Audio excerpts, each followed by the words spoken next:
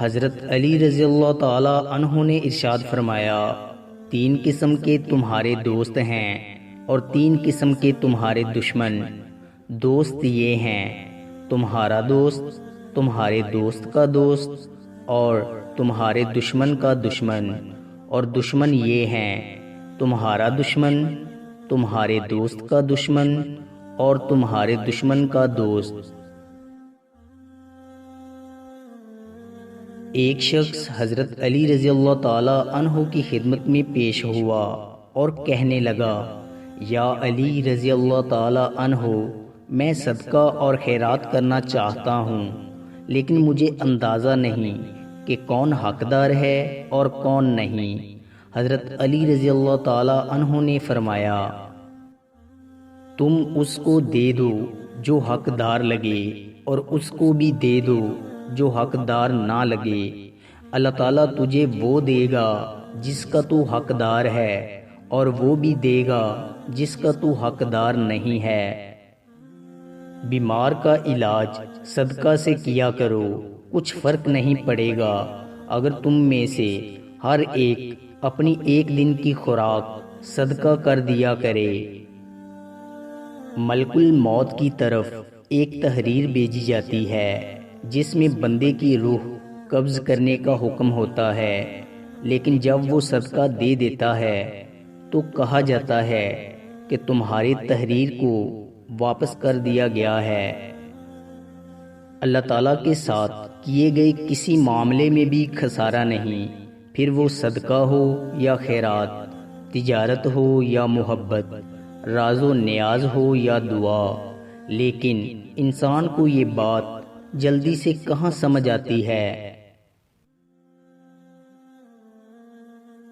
ایسے بے وقوف کی ہم نشینی اختیار نہ کرو، کیونکہ وہ تمہارے سامنے اپنے کاموں کو سجا کر پیش کرے گا اور یہ چاہے گا کہ تم اسی کے ایسے ہو جاؤ۔ اپنے علم کو اور اپنے یقین کو شک نہ بناؤ، جب جان لیا تو عمل کرو اور جب یقین پیدا ہو گیا تو آگے بڑھو۔ اپنے دوست سے بس ایک حد تک محبت کرو، کیونکہ شاید کسی دن وہ تمہارا دشمن ہو جائے، اور دشمن کی دشمنی بس ایک حد تک رکھو، ہو سکتا ہے کہ کسی دن وہ تمہارا دوست ہو جائے۔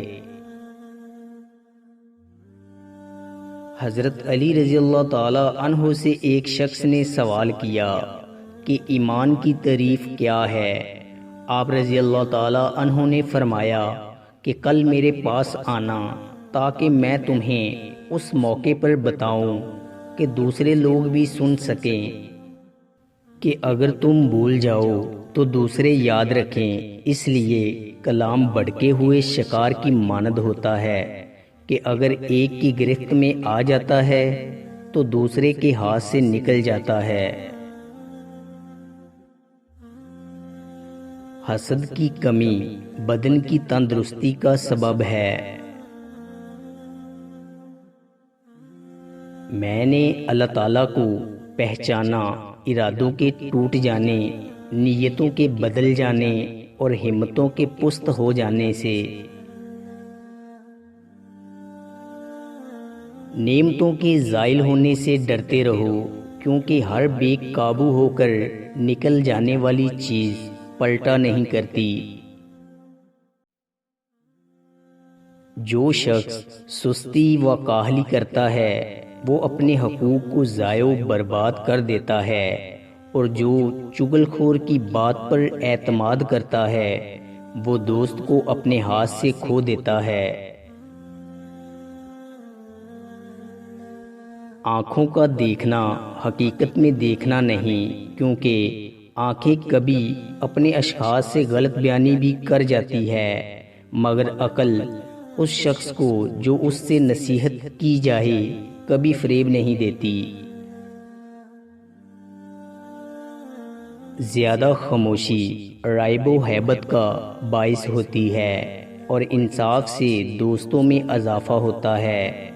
لطف و کرم سے قدر و منزلت بلند ہوتی ہے، جھک کر ملنے سے نعمت تمام ہوتی ہے، دوسروں کا بوجھ ہٹانے سے لازماً سرداری حاصل ہوتی ہے، اور خوش رفتاری سے کینہ ور دشمن مغلوب ہوتا ہے، اور سر پھرے آدمی کے مقابلہ میں بردباری کرنے سے اس کے مقابلے میں اپنے طرفدار زیادہ ہو جاتے ہیں۔ بلند انسان کے بہترین افعال میں سے یہ ہے کہ وہ ان چیزوں سے چشم پوشی کرے جنہیں وہ نہیں جانتا۔ جس پر حیا نے اپنا لباس پہنا دیا، اس کے عیب لوگوں کی نظروں کے سامنے نہیں آ سکتے۔